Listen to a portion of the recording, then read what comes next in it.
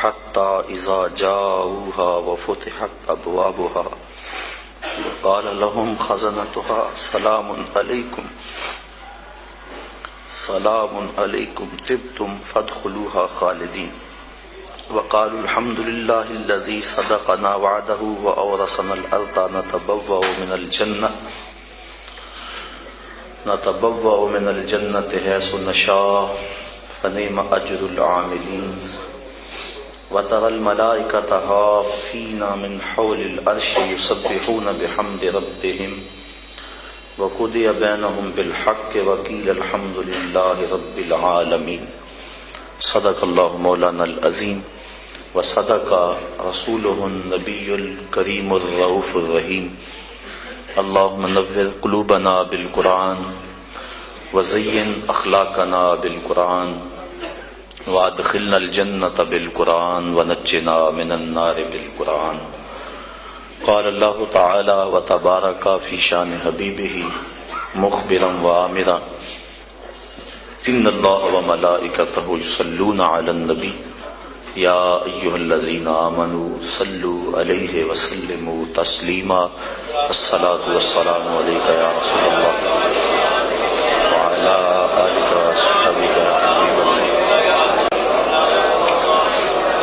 الصلاة والسلام عليك يا رسول الله وعلى آلك وأصحابك يا محبوب رب العالمين تمام حمد و ثنا تعریف و توصیف اللہ جل مجدہ الکریم کی ذات پاک کے لیے جو خالق کائنات بھی ہے اور مالک شش جہات بھی۔ اللہ جل وعلا کی حمد و ثنا کے بعد حضور نبی اکرم شفیع امم رسول محتشم نبی مکرم اللہ کے پیارے امت کے سہارے رب کے محبوب دانائے غیوب مالک رقاب امم فخر عرب و عجم والی کون و مکان سیاہ لا مکان سید انس و جان سرور لالا رخان نیر تاباں سرنشین مہوشاں ماہ خوباں شہنشاہ حسینہ تتمہ دوراں سرخیل زہرہ جمالاں جلوائے صبح ازل نور ذات لم یزل باعث تکوین عالم فخر آدم و بنی آدم نیر بطحا رازدار ما اوہا شاہد ما تغا صاحب علم نشرہ معصوم آمنہ احمد مجتبی حضرت محمد مصطفیٰ صلی اللہ علیہ وسلم کے حضور ناز میں اپنی محبتوں کا نیاز پیش کرنے کے بعد واجب الاحترام ذوی الاحتشام برادران اسلام السلام علیکم ورحمۃ اللہ وبرکاتہ۔ آج کسی اور آیت پہ گفتگو کرنے کا ارادہ لے کے حاضر ہوا تھا، لیکن محترم قاری صاحب نے جس محبت بھرے انداز میں سورہ زمر کی یہ آیات تلاوت کی تو میرے دل میں یہ خیال پیدا ہوا کیوں آج اس عنوان سے گفتگو نہ کی جائے۔ اور جب وہ نعت شریف پڑھ رہے تھے اور نعت شریف کا ایک شعر ایسا تھا کہ اس وقت میرا جی یہ چاہ رہا تھا کہ اس عنوان سے گفتگو کی جائے، تو چونکہ درس قرآن مجید ہے میں نے انہی آیات کو آج کی گفتگو کا موضوع بنایا۔ چند باتیں اس پہ گوش گزار کر کے اپنی گفتگو کو سمیٹ لوں گا۔ اللہ تعالیٰ میری زبان پہ کلمت الحق جاری فرمائے۔ دنیا پر جن لوگوں نے اپنی زندگی کا ایک ایک لمحہ اللہ اور اس کے رسول کے لیے گزارا اور دنیا میں اپنے آپ کو تقوی کے نور سے مزین کیا، کل قیامت کے دن جب وہ گروہ در گروہ حاضر ہوں گے تو ان کے لیے جنت کے دروازے کھول دیے جائیں گے۔ وہ کیسا منظر ہوگا؟ اللہ تعالیٰ جل شانہ نے ان آیات کے اندر اس منظر کو بیان فرمایا ہے۔ وَسِيقَ الَّذِينَ اتَّقَوْا رَبَّهُمْ إِلَى الْجَنَّةِ زُمَرًا، اور جو لوگ اپنے رب سے ڈرتے تھے، تقوی اختیار کرتے تھے، وہ قیامت کے دن جنت کی طرف گروہوں کی شکل میں جائیں گے۔ گرو در گرو جنت کی طرف روانہ ہوں گے، ان کے قافلے رواں دواں ہوں گے، حتی اذا جاؤہا، یہاں تک کہ وہ جب جنت کے دروازے کے قریب آئیں گے تو پھر کیا ہوگا؟ وفتحت ابوابہا، اور ان کے لیے دروازے کھول دیے جائیں گے، اور دروازے کھول کے ان کو داخلے کی اجازت ہوگی، بس نہیں، وقال لہم خزنتہا سلام، جو داروغہ جنت ہوگا وہ ان کو کہے گا تم پر سلامتیاں نازل ہوں، ان کو سلامی دے گا، سلام علیکم طبتم، تمہارے اوپر سلامتیاں ہو، تم نے زندگی خوب اچھے انداز سے گزاری، طبتم، تم خوب رہے، اچھی زندگی تم نے گزاری، فادخلوها خالدین، اب آ جاؤ اس جنت میں ہمیشہ رہنے کے لیے، وقالوا الحمد للہ الذی صدقنا وعدہ، اور یہ جنتی جب جنت کی نعمتوں کو دیکھیں گے اور اس میں داخل ہوں گے تو کیا کہیں گے؟ اللہ اکبر، کہیں گے سب خوبیاں اللہ کے لیے جس نے اپنا وعدہ پورا کر دکھایا، جس نے جو وعدہ دیا تھا وہ پورا کر دکھایا، وَأَوْرَثَنَا الْأَرْضَ، اور ہمیں اس زمین کا وارث بنایا، نَتَبَوَّأُ مِنَ الْجَنَّةِ، ہم جنت میں رہیں، حیث نشاء، جہاں ہم چاہیں، فَنِعْمَ أَجْرُ الْعَامِلِينَ، تو کیا ہی اچھا ثواب کام کرنے والوں کا ہے، عمل کرنے والوں کا کتنا اچھا ثواب ہے کہ اللہ کی رحمتیں ان کو نصیب ہوں گی۔ وَتَرَى الْمَلَائِكَةَ حَافِينَ مِنْ حَوْلِ الْعَرْشِ، اور اے مخاطب تو دیکھے گا فرشتوں کو کہ وہ عرش الہی کے آس پاس حلقہ بنائے بیٹھے ہیں، یہ منظر بھی تیری آنکھیں دیکھیں گی، کیا کرتے ہیں؟ یسبحون بحمد ربہم، وہ اپنے رب کی تعریف کے ساتھ اس کی پاکی بولتے ہیں، وقضی بینہم بالحق، اور لوگوں میں سچا فیصلہ فرما دیا گیا، وقیل الحمد للہ رب العالمین، اور کہا جائے گا سب خوبیاں اللہ کے لیے جو تمام جہانوں کا پالنے والا ہے، رب ہے۔ یہ تمام مضمون پر تو گفتگو ممکن نہیں اس تھوڑے وقت میں، دو ایک باتوں پہ گفتگو آپ کے گوش گزار کر کے اپنی معروضات کو، گفتگو کو سمیٹوں گا۔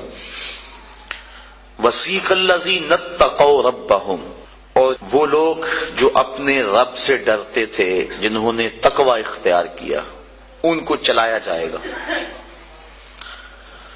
الی الجنۃ زمرا، جنت کی طرف گروہ در گروہ، وہ گروہوں کی شکل میں جنت میں جائیں گے، کیونکہ تقوی کی بنیاد پہ جو دوستیاں ہوں گی وہ قیامت کے دن قائم رہیں گی۔ قرآن مجید میں اللہ تعالیٰ جل شانہ نے ارشاد فرمایا کہ گوڑے یار، خلیل کہتے ہیں جگری یار کو، گوڑے یار کو، گوڑے یار قیامت کے دن ایک دوسرے کے دشمن بن جائیں گے، الا المتقین، لیکن جن کی دوستی تقوی کی بنیاد پر ہوگی وہ قیامت کے دن بھی قائم رہیں گے۔ اس لیے تقوی کی بنیاد پر قائم ہونے والی دوستی جب قائم رہے گی تو وہ یار کٹھے جنت میں جائیں گے، اور اس مضمون کو یہاں بیان فرمایا گیا۔ زمرہ، گروہ در گروہ، ٹولیوں کی شکل میں، اللہ اکبر، کیسی یہ ٹولیاں ہوں گی؟ اہل محبت کی ٹولیاں ہوں گی، پیار والوں کی ٹولیاں ہوں گی، الفت والوں کی ٹولیاں ہوں گی، اللہ اکبر، حتی اذا جاؤہا وفتحت ابوابہا، اور یہ ٹولیوں کی شکل میں جنت میں جا رہے ہوں گے، جنت کے دروازے ان کے لیے کھول دیے گئے ہوں گے، اور جو داروغہ جنت ہے وہ ان کو سلامی پیش کرے گا، سلام علیکم، تمہارے اوپر سلامتیاں نازل ہوں، کس بات پہ؟ تم نے زندگی اچھے انداز سے گزاری، اللہ، فادخلوها خالدین، اب اس میں رہو اور ہمیشہ رہو، تمہیں یہاں سے نہیں نکالا جائے گا۔ تو زندگی اللہ کی رضا کے لیے جس شخص نے اچھے انداز میں گزار دی، دنیا پر کو مشکلات اس نے سہی، لیکن قیامت میں اللہ پورا پورا صلہ عطا فرمائے گا۔ حضور نبی رحمت صلی اللہ علیہ وسلم نے ارشاد فرمایا، 4 اشخاص ایسے ہیں جن کو جنت میں جانے سے کوئی چیز نہیں روک سکتی، اور فرمایا اگر لوگوں کے سست پڑ جانے کا اندیشہ نہ ہو تو اے عمر میں تجھ کو کہوں کہ یہ بات گلیوں اور بازاروں میں لوگوں کو بتا دو۔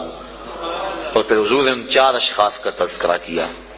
ایک وہ شخص جو والدین کے ساتھ حسن سلوک کرتا ہے، دوسرا وہ شخص جس کی اولاد زیادہ ہے، ذرائع آمدنی تھوڑے ہیں، لیکن وہ اپنی اولاد کے پیٹ میں لقمہ حرام نہیں جانے دیتا۔ جب ذرائع آمدنی زیادہ ہوں اور پھر حرام سے بچنا، یہ بھی بہت بڑی سعادت ہے، لیکن جب ذرائع آمدنی بھی تھوڑے ہوں اور اولاد بھی زیادہ ہو تو پھر حرام سے بچنا یہ بڑا مشکل اور آزمائش کا مرحلہ ہوتا ہے۔ تو جو اس موقع میں رزق حرام سے بچا، قیامت کے دن حضور کے فرمان کے مطابق جنت میں جانے سے اسے کوئی شے نہیں روک سکتی۔ اور ہم صحابہ کی زندگیاں دیکھتے ہیں، فجر کی نماز ہوتی ہے، ایک صحابی جلدی سے اٹھ کے چلے جاتے ہیں۔ ایک دن آقا کریم نے پوچھا کہ ابو درداء کیا بات ہے؟ تو حضرت ابو درداء نے عرض کی، حضور آپ جانتے ہیں آج کل مدینے میں کھجوریں پکنے کا موسم ہے، اور سحری کے وقت ٹھنڈی ہوائیں مدینے کی سرزمین کو سلام کرنے بھی آتی۔ میرے ہمسائے کے صحن میں ایک اونچا لمبا درخت ہے کھجور کا، جس کا جھکاؤ میرے گھر کی سمت ہے، اور جب ہوا چلتی ہے تو اس سے کھجوریں ٹوٹ کے میرے ویڑے میں گر پڑتی ہیں۔ میں جلدی جلدی اس لیے چلا جاتا ہوں کہ بچوں کے اٹھنے سے قبل وہ کھجوریں اٹھا کے ان کے گھر میں پھینک دوں، کہیں ایسا نہ ہو کہ میرا بچہ کوئی کھجور اٹھا کے اپنے منہ میں ڈال لے۔ یہ صحابہ کا مزاج۔ اور ہماری سڑک سے گنے کی ٹرالی گزر کر تو دیکھیں، ہم بچے کو شاباش دیتے ہیں کہ بڑا دلیر نکلا ہے۔ جس کو آج آپ حوصلہ افزائی کر رہے ہیں، کل بڑا ہو کے ڈاکو بنے گا، کل بڑا ہو کے راہزن اور لٹیرا بنے گا۔ اولاد کی تربیت کے باب میں یہ بات ہے کہ اگر وہ گناہ کا ارتکاب بچپن میں بھی کرتے ہیں تو ان کی وہاں حوصلہ شکنی کی جائے تاکہ ان کے دل میں گناہ سے نفرت پیدا ہو جائے۔ تو حضرت ابو درداء نے عرض کی، حضور میں اس لیے جلدی چلا جاتا ہوں کہ ہمسائے کے گھر سے جو کھجور کا درخت ہماری سمت جھکا ہوا ہے، اس کی کھجوریں جو گرتی ہیں میں ان کو اٹھا کے ان کے صحن میں پھینک دوں تاکہ کہ میرا بچہ وہ کھجور اپنے اندر نہ لے لے۔ اور آپ جانتے ہیں کہ حضرت امام حسین رضی اللہ تعالیٰ عنہ مسجد نبوی میں آئے، صدقے کی کھجوروں کا ڈھیر لگا ہوا تھا، بچے تھے، ایک کھجور اٹھا کے انہوں نے اپنے منہ میں ڈال لی۔ تو آقا کریم صلی اللہ علیہ وسلم تیزی سے آگے بڑھے اور ان کے حلق میں انگلی ڈال کر حضور نے کہا کہ اس کو نکالو باہر، اور اندر سے کھجور باہر نکلوا دیں۔ میں اور آپ اپنے رزق پر اگر غور کر لیں اور اپنے رزق کی حلت کا سامان کر لیں تو عبادت کی لذت نصیب ہو جائے۔ تیسرا وہ شخص کہ جس نے ایسی سچی توبہ کی کہ دوبارہ گناہ کی طرف جانا اتنا مشکل ہے جس طرح تھن سے نکلا ہوا دودھ دوبارہ اندر نہیں جا سکتا۔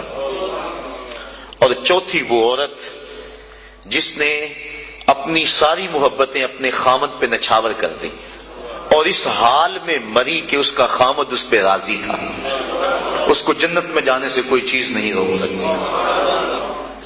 تو دنیا کے اوپر مشکلات سہیں، دنیا کے اوپر اذیتیں سہیں، لیکن کل قیامت کے دن مالک ان کو بدلہ عطا فرمائے گا۔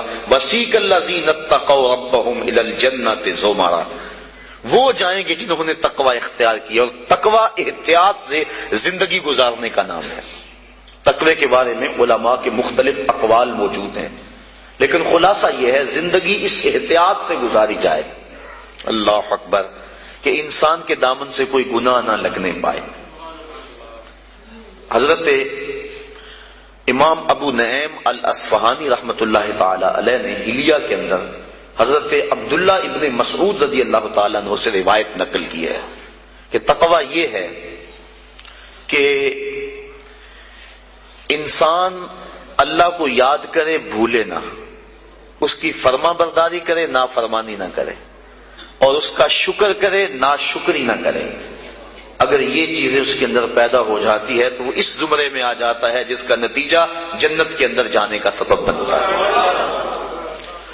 اور حضرت ابو ہریرہ رضی اللہ تعالیٰ عنہ سے ایک روایت ہے جس کو امام ترمذی نے نقل کیا ہے کہ ایک دن حضور تشریف فرماتے، فرمایا کہ کوئی ہے کہ جس کو میں نصیحت کروں اور وہ اس پہ خود عمل کرے یا ایسے لوگوں تک پہنچائے جو اس پہ عمل کرے؟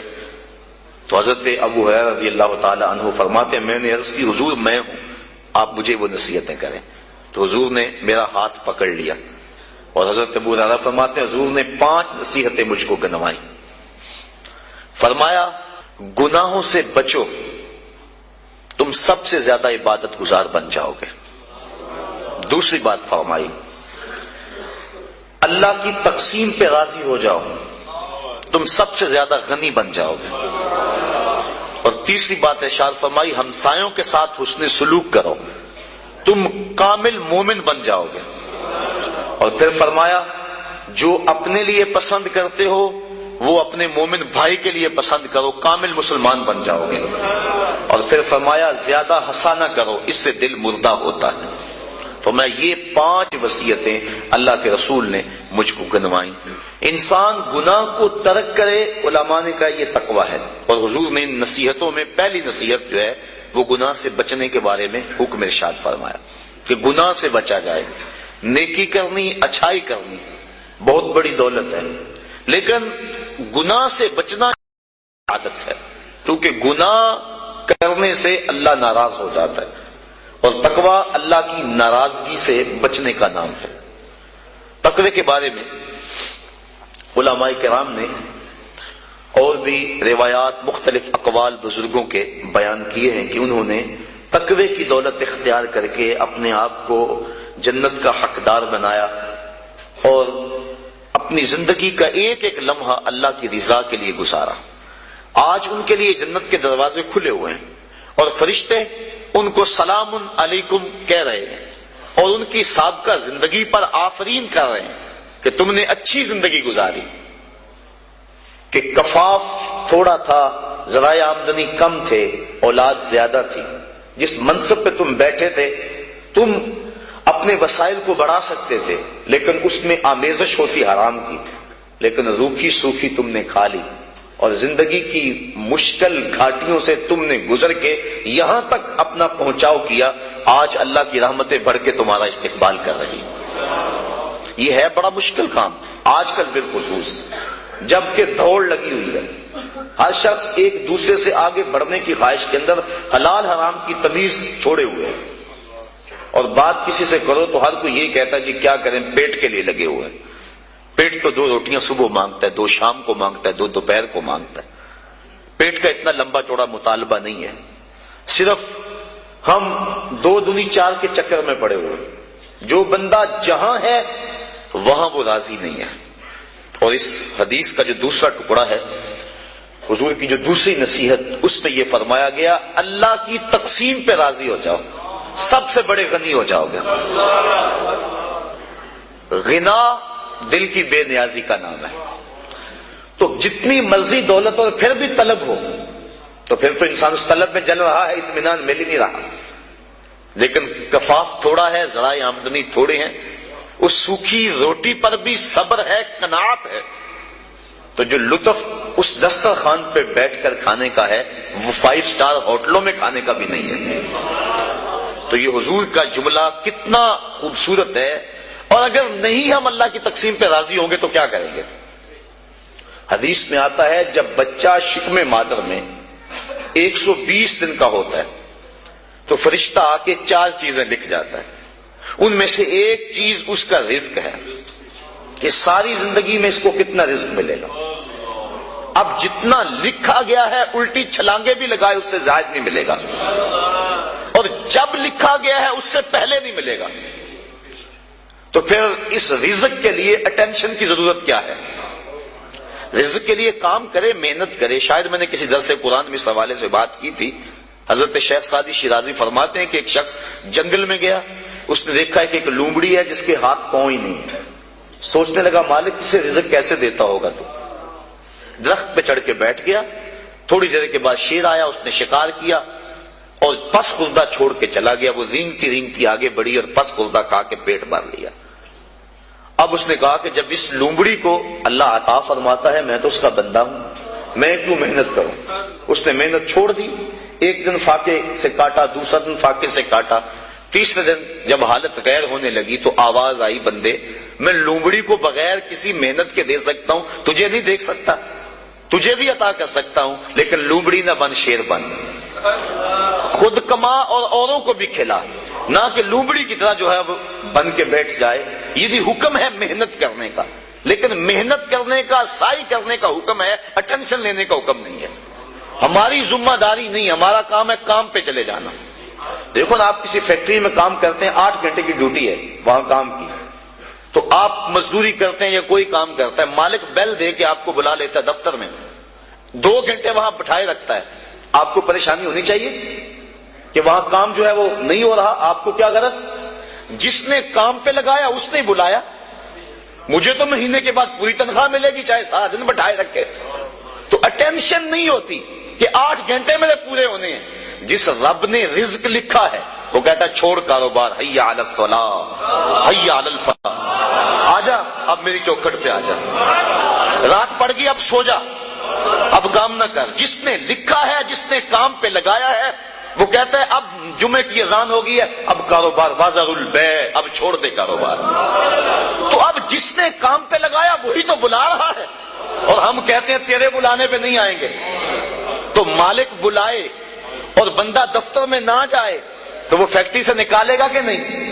یا حالات کشیدہ ہو جائیں گے کہ نہیں؟ اٹینشن بنے گی کہ نہیں؟ تو اگر آسودہ رہنا ہے، فیکٹری میں کام بھی کرنا ہے، تو پھر مالک سے بنا کے رکھنی ہوگی نا۔ اگر رزق اس کا کھانا ہے اور اس کی نہیں ماننی تو پھر اٹینشن تو ہوگی، پھر کہا جائے گا جی رزق بڑا ہے سکون نہیں ہے، پتہ نہیں کسی نے تویز ڈال دی ہوئے ہے، کسی عامل نے جادو کر دیا ہوا ہے، پھر مصیبت بنی ہے۔ لیکن اگر اس کی مان لیں، جب کہتا ہے کام پہ جاؤ کام پہ چلے جاؤ، اور جب کہتا ہے مسجد میں آ جاؤ مسجد پہ آ جاؤ، اور جب کہتا ہے اب سو جاؤ اس وقت سو جاؤ، کہتا ہے اب تہجد ہوگی اٹھ کے مصلی بچھا لو، مصلی بچھا لو، جو کہتا جائے کرتے رہو، تمہیں ٹینشن نہیں ہوگی، زندگی کی بہار نصیب ہو جائے۔ حضور نے ارشاد فرمایا اللہ کی تقسیم پہ راضی ہو جاؤ، اللہ کی تقسیم پہ راضی ہو جاؤ، تم غنی بن جاؤ گے، تم گداگر نہیں رہو گے، تم گداگر نہیں رہو گے، غنی بن جاؤ گے، کروڑ پتی ہو کر بھی کمینے نہیں ہوگے، تمہاری جیب میں کچھ بھی نہیں ہوگا لیکن غنا کی سلطنت کے بادشاہ ہوگے۔ اس کی تقسیم پہ راضی ہو جاؤ۔ اور مجھے واصف علی واصف کا اچانک جملہ یاد آ گیا، اس نے بڑی خوبصورت ایک بات کہی، اس نے کہا اللہ اور اپنی رضا میں فرق کا نام غم ہے، اللہ کی رضا میں اور اپنی رضا میں فرق کا نام غم ہے۔ جو اللہ کی رضا ہے بندہ کہتا ہے نہیں یہ نہیں صحیح، تو غم بن گیا۔ تو جب بندہ اللہ کی رضا میں اپنی رضا گم کر لے تو پھر غم نہیں رہتا۔ جے سونا میرے دکھ وچ راضی تے میں سکھ نو چلے ڈاواں، پھر وہ اس حال کے اندر راضی ہو جاتا ہے، ان دکھوں کے اندر اسے لذت آتی ہے۔ وہ کہتا ہے میرا مالک مجھے یہاں رکھنا چاہتا ہے، میں آگے کیوں جاؤں؟ تو جہاں مالک کی مرضی ہے بندہ وہاں رہتا ہے۔ تو آج ہر بندہ ٹینشن میں، ہر بندہ مشکلات میں ہے، ہر بندہ بھاگ رہا ہے، محنت کر رہا ہے۔ میں اس محنت کا انکار نہیں کرتا، یہ بات ذہن میں رکھیں، شریعت میں اس کا انکار نہیں کیا، انسان کو سعی کرنے کا حکم دیا ہے، لیکن اس کے لیے ہمیں ٹینشن لینے کی ضرورت کیا ہے؟ جس طرح بندے کو موت تلاش کرتی ہے، روایات میں آتا ہے، اس طرح بندے کو رزق تلاش کر لیتا ہے۔ تو جو رزق قسمت میں لکھا ہوا ہے وہ بندے کو مل کے رہے گا۔ شیخ سعدی شیرازی فرماتے ہیں ایک بندے نے ایسی ہی کوئی روایات سنی، کہنے لگا جب میں محنت ہی نہیں کروں گا تو مجھے کیسے ملے گا؟ اس نے سب کچھ چھوڑ چھاڑ دیا اور ایک غار میں جا کے بیٹھ گیا، اور غار بھی کوئی تاریخ تھی، وہاں کسی کا گزر بھی نہیں تھا۔ 2 4 5 دن گزر گئے تاکہ بے ہوشی پڑنے لگی۔ ایک قافلہ وہاں سے گزرا، غار میں انہوں نے جھانکا، دیکھا کہ ایک انسان ہے اور ادم ہویا ہے۔ انہوں نے جا کے دیکھا، غور کیا، یہ تو بھوک سے مر رہا ہے۔ انہوں نے کھانا لا کے اس کے سامنے رکھا، اس نے انکار کر دیا۔ اس نے کہا جب میں کچھ نہیں کروں گا تو وہ کیسے دے گا؟ انہوں نے کھانا بھی پیش کیا، اس نے انکار کر دیا۔ وہ بولنے کی سکت بھی نہیں ہے، یہ سمجھے کہ بیچارہ بہت زیادہ بیمار ہے، اور یہ کھانا کھانے کی سکت بھی نہیں ہے۔ کوئی نرم چیز بناؤ اس کے لیے، کوئی دلیا وغیرہ، کوئی ایسی چیز اس کے لیے انہوں نے تیار کی وہاں قافلے والوں نے، اور جا کے اس کو پیش کی۔ اس نے پھر بھی سر پھیر دیا، کہا بیچارہ اتنا مجبور ہے، اسے یہ بھی نہیں کھایا جاتا۔ انہوں نے زبردستی جو وہ چمچ میں ڈال کے اس کے منہ کے قریب کی، اس نے دانت بند کر لیے زور سے۔ کہ جب میں ہی نہیں کچھ کروں گا تو کیسے میرے مقدر کا میرے پیٹ میں پہنچے گا. یہ دل میں تھا اور زور سے دانت بند کر دیے. شیخ سعدی شیرازی فرماتے ہیں کہ انہوں نے چمچی کے ایک کونے کو نا اس کے دانت میں جہاں سوراخ ملا وہاں ڈال کر تو زور سے انہوں نے کھولا منہ کو اور اندر حلوہ ڈالا, اور جب منہ کے اندر حلوہ گیا تو اس کو ہنسی آ گئی. کہا مالک جو میرے مقدر کا ہے وہ مجھے مل کے رہے. تو یہ کہاوتیں بزرگوں نے جو بیان کی ہیں ہماری زندگی کو آسودہ بنانے کے لیے کی ہیں. ہم اپنے مقدر میں جو پاتے ہیں, میرے مقدر میں یا آپ کے مقدر میں جو لکھا ہوا ہے یہ پکی بات ہے, اس سے زائد تو نہیں مل سکتا. اب اس کو حاصل کرنے کے لیے ہم حرام ذرائع کیوں اختیار کریں؟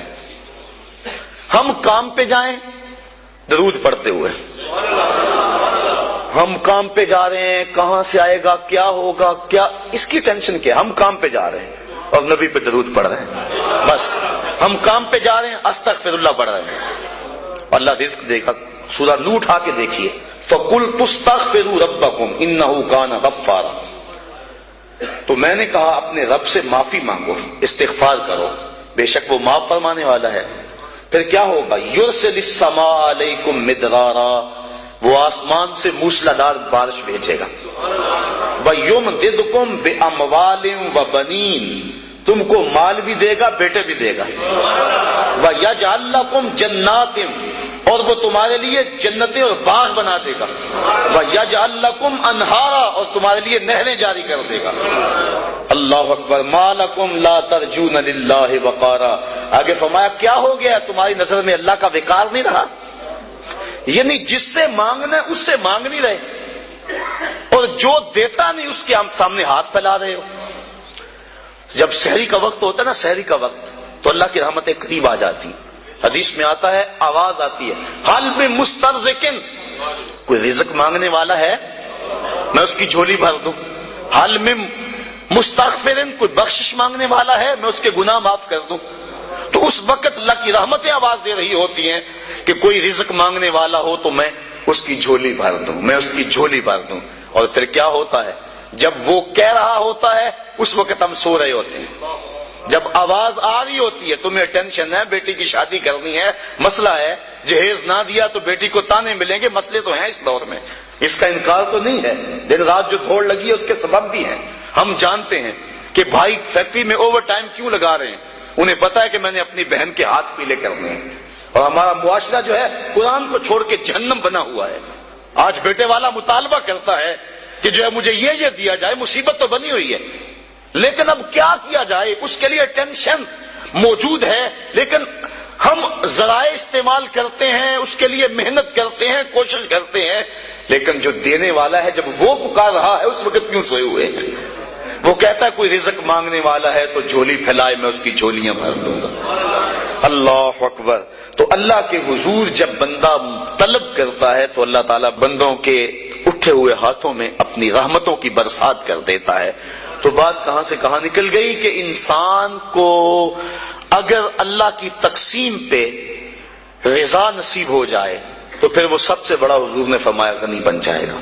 اس کے لیے زندگی کی مشکل ختم ہو جائے گی, ورنہ کروڑوں اربوں کھربوں روپے بھی ہوں لیکن اس کو تسکین قلب نصیب نہیں ہوگی. اور جب بندہ اللہ کی رضا پہ راضی ہوگا بس اس کو زندگی میں بہاریں نصیب ہو جائیں گی.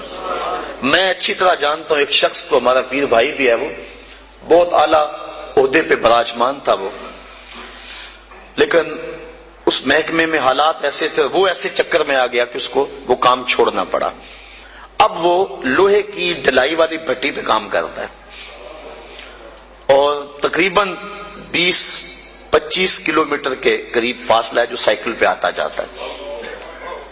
تو میں نے ایک دن اسے پوچھا, میں نے کہا کہ اچھی ٹھاٹ باٹ کی نوکری تھی اور آپ نے چھوڑ کے اس کو اختیار کر لیا, اب صبح جاتے ہو, آج کل سردیاں بھی ہیں, نہر کا کنارہ ہے جہاں چل کے اسے جانا پڑتا ہے, تو مشکل تو بڑی ہوتی ہوگی. کہنے لگا اس میں اللہ نے میرے لیے لذتیں ہی بڑی رکھ دی, اور اللہ تعالیٰ اس کو زندگی عطا فرمائے. انسان جب اللہ کی رضا کے لیے کسی کام کا آغاز کرتا ہے اور گناہ کو چھوڑتا ہے, اللہ اس کے نیک کام کے اندر برکت ڈال دیتا ہے. کثرت اور چیز ہے, برکت اور چیز ہے.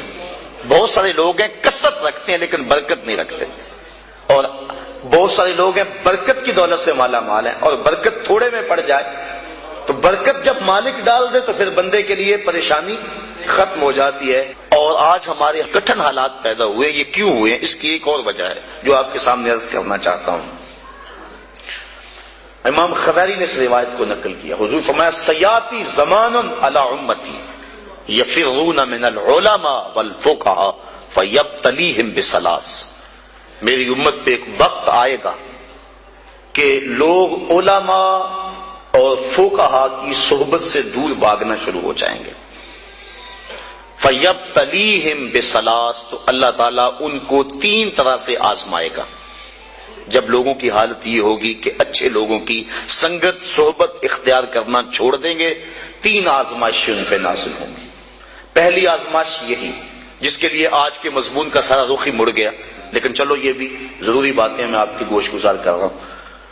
یرفع البرکۃ من کسبہم، پہلی بات یہی کہ ان کے کسب سے، کاروبار سے، مال سے برکت اٹھا لی جائے گی.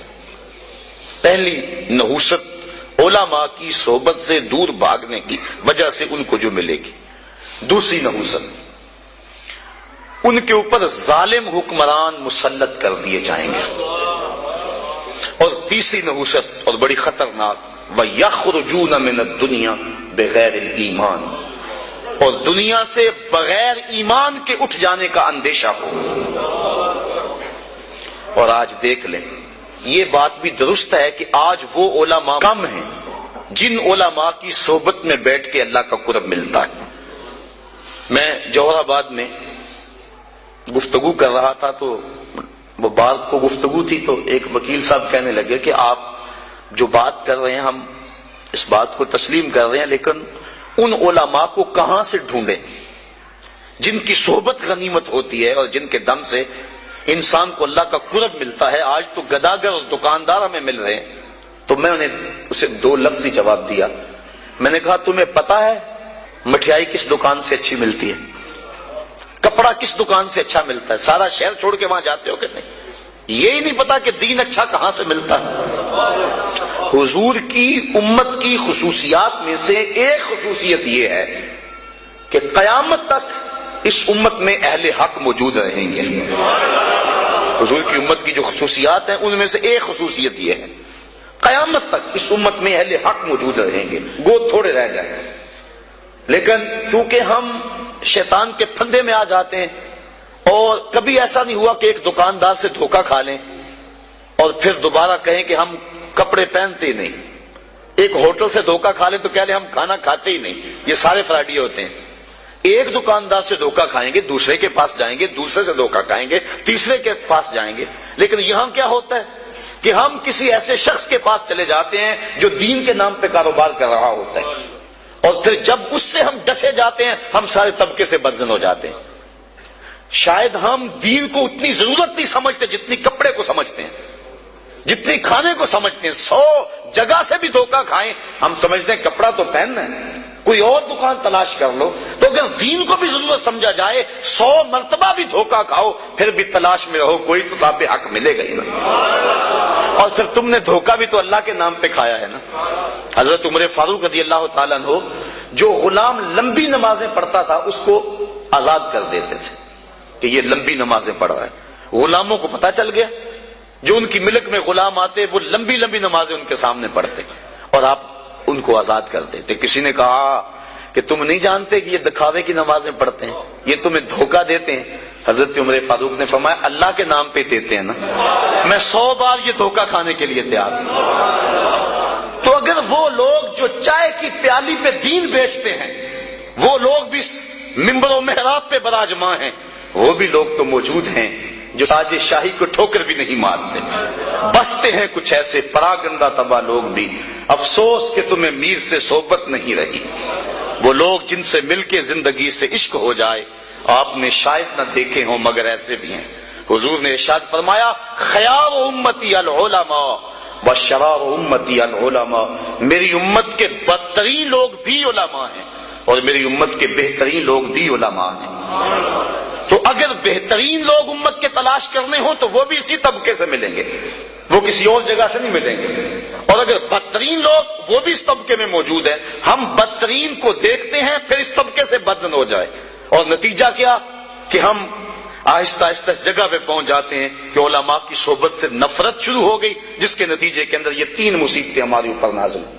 پہلی مصیبت یرفع البرکۃ من کسبہم، رزق سے برکت اٹھا لی گئی، اور دوسری بات کہ ظالم حکمران مسلط کر دیے گئے، اور تیسرا دنیا سے بغیر ایمان کے چلے جانے کا اندیشہ پیدا ہوا۔ اور آج ہے نہیں، لوگ بیرون ملک جانے کے لیے مرزائی لکھ رہے ہیں، کتنے لوگ ہیں ایسے؟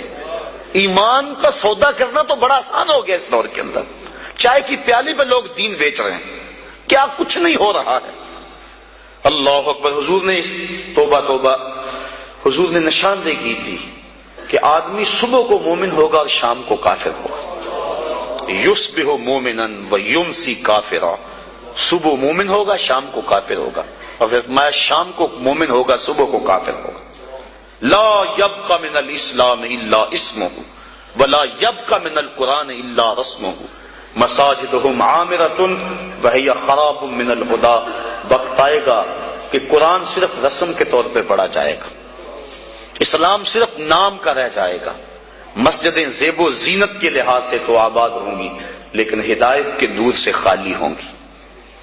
جس دور کی نشاندہی کی گئی تھی، کیا وہ اب دور موجود نہیں ہے؟ امام غزالی فرماتے ہیں جس دور کی نشاندہی اللہ کے رسول نے کی ہے، آج سے صدیوں قبل امام غزالی ہوئے ہیں، فرماتے ہیں وہ میرا دور ہے۔ امام غزالی فرماتے ہیں جس دور فتنہ کی نشاندہی حضور نے کی ہے وہ میرا دور ہے، اور یہ دور جس سے ہم گزر رہے ہیں یہ دور کیسا ہے؟ آج کیا ہو رہا ہے؟ حدود اللہ کو پامال نہیں کیا جا رہا، اسمبلیوں کے گنڈے اور بدماش اللہ کی حدود کو توڑ نہیں رہے، ان کو کون روکنے والا ہے؟ نہ ممبر سے آواز اٹھ رہی ہے نہ محراب سے آواز اٹھ رہی ہے، حجرہ نشین بھی تسبیح پھیر رہے ہیں۔ حضرت داتا گنج بخش علی اجمیری کشف الماجوب میں لکھتے ہیں کہ حضرت ابو اسحاق اسفرائینی جنگل میں گئے تو وہاں دیکھا کچھ صوفی گھاس کھا کھا کے گزارا کر رہے ہیں، گھاس کھا لیتے ہیں اللہ اللہ کرتے ہیں۔ تو امام ابو اسحاق اسفرائینی جلال میں آگے فرمایا آکلۃ الحشیش ہا ہونا انتم وامت محمد فی الفتن، تم یہاں گھاس کھاتے پھرتے ہو اور نبی کی امت فتنے میں مبتلا ہے۔ اللہ کو ایسے صوفیوں کی، ایسے تسبیح پھیرنے والوں کی ضرورت نہیں ہے، وہ تو ان لوگوں کا چاہنے والا ہے جو اللہ کے نام پہ سب کچھ قربان کر دیتے ہیں اور اپنا گھر کا سارا اثاثہ اپنی ہتھیلی پہ سجا کے کربلا کے میدان میں آ جاتے ہیں۔ تو آج کیا ہو گیا ہوا ہمیں اور ہم کس جگہ پہ کھڑے؟ یہ ایک الگ دکھ رہا ہے، اگر اس مضمون کو میں چھیڑ لوں تو یہ بھی ختم ہونے پہ نہ آئے۔ آج امت جس مشکل حالات میں کھڑی ہے اور پوری دنیا کے مسلمان جہاں کھڑے ہیں، آج کسی سے مخفی نہیں، اور ہمارے حکمران کیا کر رہے ہیں، اور جو ذمہ دار لوگ ہیں جن کو اسلام کے نام پہ ہم نے ووٹ دیے تھے اور اسمبلیوں میں بٹھایا تھا کہ تم اسلام کی آواز کو دبنے نہیں دینا، وہ کیا کر رہے ہیں کس سے بھی مخفی نہیں ہے۔ الفاظ کے پردے میں جن سے مخاطب ہوں وہ جان گئے ہوں گے کیوں نام لیا جائے۔ سب کو پتا ہے کہ آج کیا ہو رہا ہے اور کیسی سودے بازی ہو رہی ہے، اور لوگ دین کو بیچ رہے ہیں، سرے ممبر بیچ رہے ہیں، اپنا دین ایمان بیچا جا رہا ہے۔ تو یہ قرب قیامت کی نشانیاں ہیں۔ تو آج وہی بچے گا جو اللہ کی کتاب قرآن مجید کے ساتھ لگ جائے گا۔ اچھے لوگ تلاش کرے، ضرورت ہے ہماری تلاش کرنا۔ اگر اچھے لوگ کم ہو گئے تو ہم کہتے ہیں چلو نہیں تو نہ صحیح، یہ ہم کیسے کہہ سکتے ہیں جبکہ ہماری ضرورت ہے؟ ہم جگہ جگہ سے ڈنک کھائیں، جگہ جگہ سے ڈسے جائیں، ان اچھے لوگوں تک پہنچنے کی کوشش کریں۔ یہ دنیا چکی ہے اور اس کے دو پڑوں کے نیچے جو بھی آ گیا وہ کچلا جائے گا، بچے گا وہی جو کلی کے ساتھ لگ کے رہے گا۔ تو ہم نے اس کلی کو تلاش کرنا ہے، وہ کہاں ہے؟ ہم کہتے ہیں کوئی بات نہیں، ہم کیا کریں جی؟ نہیں، قیامت کے دن پوچھ کاروبار کا پتہ ہے ہمیں، کہاں نفع ہے کہاں نقصان ہے، کہاں سودا دینا ہے کہاں نہیں دینا ہے، کہاں کس منڈی سے 2 نمبر مال ملتا ہے کہاں سے 1 نمبر مال ملتا ہے، ہمیں سب پتا ہے۔ دنیا کا سارا شعور اور فہم و ادراک ہم رکھتے ہیں، اور یہاں آ کر ہم بولے بن جاتے ہیں جی ہمیں کیا کریں، ہمیں تو کوئی صحیح ملا ہی نہیں گا، تم ڈھونڈو تو صحیح۔ ایسے لوگوں کو تلاش تو کرو، در در کی خاک تو چھانو، ایک دن وہ ملیں گے جن کے ملنے سے زندگی پیاری لگنے لگ جائے گی، جن کی قربت میں بیٹھ کے اللہ یاد آئے گا، اور جن کی صحبت تمہیں مالک کے قریب کر دے گی اور تم گناہوں سے خود بخود نفرت کرنے لگ جاؤ۔ تو ایسے لوگوں کو تلاش کریں، ایسے لوگوں کی قربت میں بیٹھیں، تو مضمون اور سمجھ چلا گیا اور یہ باتیں ضروری بھی تھیں. بہرحال وسیق الذین اتقوا ربهم الی الجنۃ زمرا، وہ لوگ جنہوں نے تقوی اختیار کیا وہ جنت کی طرف جو ہے وہ گروہوں کی شکل میں جائیں گے. یہ کون لوگ؟ جنہوں نے تقوی اختیار کیا. اللہ اکبر. اور تقوی کیا ہے؟ گناہوں سے قلبی نفرت کا نام ہے. حضرت شیخ جہانگیر سمنانی رحمت اللہ تعالی علیہ فرماتے ہیں، آپ فرماتے ہیں تقوی یہ ہے کہ نیکی کرنے کے باوجود بھی ڈرتا رہے، پتہ نہیں میری نیکی بھی قبول ہوئی ہے کہ نہیں. یہ تقوی ہے. حضرت علی المرتضیٰ فرماتے ہیں اپنی عبادات پر اعتماد نہ کرنا تقوی ہے. اور حضرت عمر فاروق کا عمل ہمارے سامنے موجود ہے کہ عید کے دن رو رہے تھے، چھوٹی عید کے دن. اس نے پوچھا آج تو ہر کوئی خوش ہے اور آپ رو رہے ہیں؟ کہا مجھے نہیں پتا کہ میرے روزے قبول ہوئے ہیں یا کہ نہیں. اگر قبول ہوئے تو پھر میرے لیے خوشی کی بات، اور اگر قبول نہیں ہوئے تو میرے منہ پہ مارے گئے. اس لیے میں چونکہ قطعاً جانتا نہیں اس لیے رو رہا ہوں کہ پتہ نہیں میں کن لوگوں میں سے ہوں. حضرت بایزید بسطامی سے کسی بڑھیا نے پوچھا تھا، حضرت ایک مسئلہ تو بتاؤ. پوچھا کیا؟ کہا میرے گدھے کی دم اچھی ہے یا آپ کی داڑھی اچھی ہے؟ آئے مجھے کوئی یہ مسئلہ پوچھ کے تو دیکھے پھر جائے کہاں.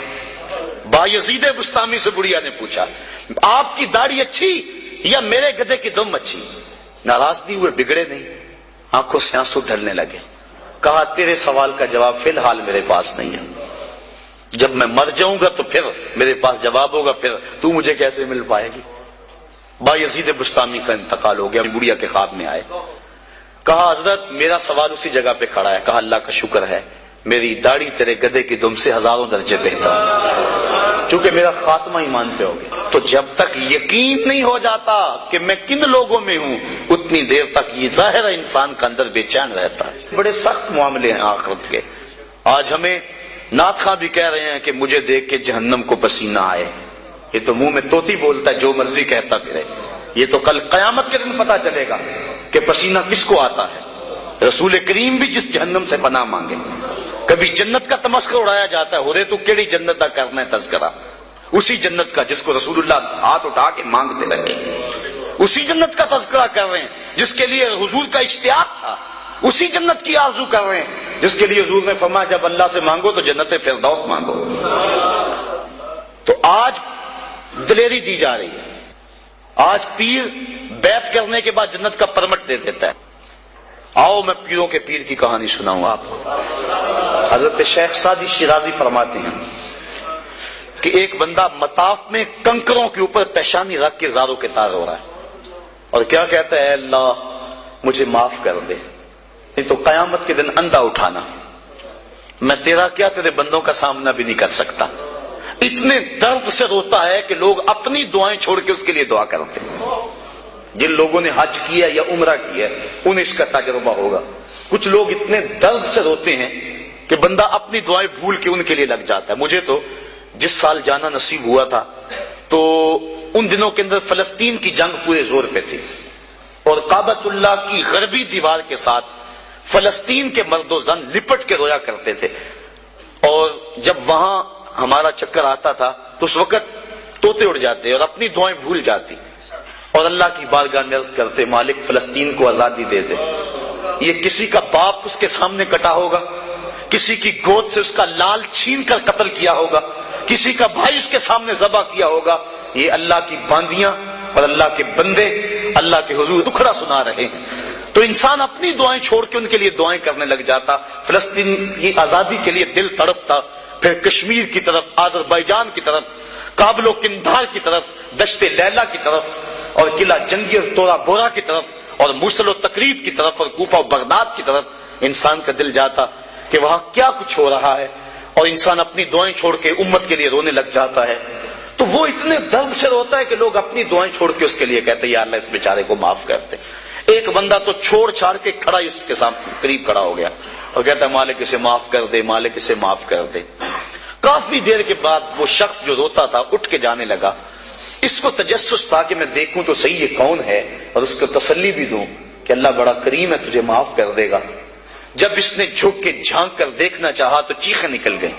کیوں کہ فائزہ ہوا شیخ جیلانی. یہ زاروں کے تار رونے والا وقت کا غوث شیخ عبد القادر جیلانی، حضرت سری سختی رضی اللہ تعالیٰ عنہ نے جنید بغدادی کو بلایا. حضرت جنید بغدادی کہ وہ ماموں بھی لگتے ہیں رشتے میں اور پیر بھی لگتے ہیں. یہ پیر مرید کی کہانی سنا رہا. آج کا پیر تو گارنٹی دے رہا ہے نا. اللہ اکبر. حضور تو حضرت ربیہ کو بھی جنت کی بشارت دیں اور ساتھ کہیں کثرت سجود سے میری مدد کرنا. اور پیر کہتا تجھے پرواہ ہی نہیں ہے. آؤ پیر مرید کی کہانی سنا رہا ہوں. حضرت جنید بغدادی فرماتے ہیں میرے ماموں نے تنہائی میں مجھے بلایا اور مجھے وصیتیں کی. جب ایک وصیت کی تو میرے پاؤں تلے سے زمین نکل گئی. کہنے لگے بیٹا جب میں مر جاؤں تو میری قبر بغداد سے باہر بنانا. میں نے پوچھا حضور کیوں؟ فرمانے لگے میری بدعمالیوں کی وجہ سے کہیں بغداد کی مٹی میری لاش کو قبول کرنے سے انکار نہ کر دیں اور میں لوگوں کے سامنے رسوا نہ ہو جاؤں. یہ ہیں وہ لوگ تتجافا جنوبہم عن المضاجع، جن کی کروٹیں بستروں سے الگ رہتی ہیں، اللہ کو خوف اور طمع میں پکارتے ہیں، لیکن زندگی کا ایک ایک لمحہ تقوی سے عبارت ہے. دنیا میں تکلیفیں سہی. حضرت امام جعفر صادق ساری زندگی ٹھنڈا پانی نہیں پیا. فرماتے تھے کیا خبر کہ اس کے حساب میں چکرا جاؤں. اور آپ کے مریدین بیٹھے ہوئے ہیں، آپ بھی بیٹھے ہوئے ہیں، لوگ بیٹھے ہیں. کہا یار آج ایک دوسرے سے وعدہ نہ کر لیں. کہا کیا؟ کہا ہم میں سے جو بھی جنت میں جائے وہ دوسروں کو ساتھ لے کے جائے. غلاموں نے کہا حضور ہم آپ سے وعدہ کریں، ہم تو آپ کے سہارے پہ بیٹھے ہوئے ہیں. کہا تم نہیں جانتے آخرت کے معاملے بڑے سخت ہیں. یہ امام جعفر صادق کہہ رہے ہیں، یہ ان کی زندگی ہے. تو ذرا دیکھیے یہ تقوی ہے، یہ خشیت ہے. اور ٹھنڈے پانی سے بھی گریز کر رہے ہیں. 3 چیزوں کا حساب نہیں ہوگا قیامت کے دن. ضرورت کے وقت کھانا پینا اور ستر عورت کے لیے کپڑا لباس اور ضرورت کا مکان. ان 3 چیزوں کا حساب نہیں ہوگا. اس کے علاوہ جو بھی نعمت اللہ نے دی ہے ثم لتسألن یومئذ عن النعیم، اللہ قرآن میں کہتا ہے ہر نعمت کے بارے میں پوچھا جائے گا. تو صاحبو جن لوگوں نے اس بات کا خیال رکھا کہ ہمارے رب نے ہمیں پوچھنا ہے اور ایک ایک بات کا ہم نے جواب دینا ہے، یہ بات درست ہے کہ اللہ اپنے فضل سے معاف کرے گا. لیکن سحری کے وقت اٹھ کے سسکیاں بھرنے والا اور رات شراب خانے میں گزارنے والا کیا قیامت کے دن ایک صف میں کھڑے کر دیے جائیں گے؟ یہ کیسے ہوگا؟ غریبوں کا خون چوسنے والا، بیواؤں اور یتیموں کا مال لوٹنے والا اور رات کی تنہائی میں ان کی مدد کرنے والا کیا ایک صف میں کھڑے کر دیے جائیں گے؟ ایسا کیسے ہو سکتا ہے؟ تو صاحب وہ تقویٰ ہے کہ انسان اپنی زندگی کے ایک ایک قدم کو بچا بچا کے رکھے کہ میں اللہ کی ناراضگی سے بچ جاؤں. اور دنیا کو اس نے مشکلات میں ڈال دیا. آج کہتے ہیں دین پہ عمل کرنا بڑا مشکل ہے. جو بندہ دین پہ عمل کرنا چاہتا ہے اللہ قرآن میں سورۃ الاعلیٰ میں فرماتا ہے مشکل نہیں، ہم اس کے لیے آسان بنا دیتے ہیں. چلو لوگوں کے لیے مشکل ہی صحیح، لیکن اس نے مشکل میں یہ زندگی کاٹ لی. اور دنیا ہے بھی، اور دنیا سجن المومن، مومن کے لیے ہے بھی قید خانہ. لیکن جب قید سے چھوٹا پھر کیا ہوا؟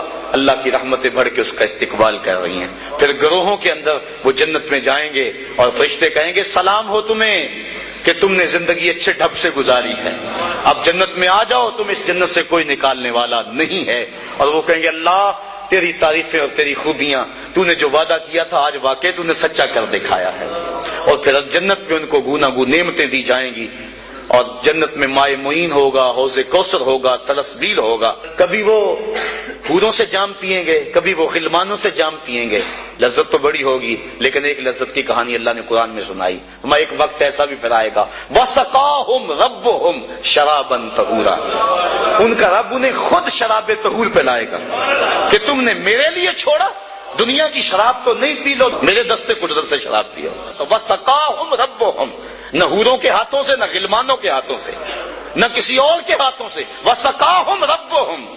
پھر دنیا کی تکلیفیں یاد رہیں گی جب مالک شراب طہور پلا رہا ہوگا. تو یہ ہے زندگی. اپنی زندگی کو اس ڈھب سے گزاریں کہ آخرت کی زندگی بہتر ہو جائے جو نہ ختم ہونے والی ہے. کار ما آخر شدو آخر زما کار نشد، مشتخا کے ما غبارے کوچائے یار نشد، و آخر دعوانا ان الحمدللہ رب العالمین.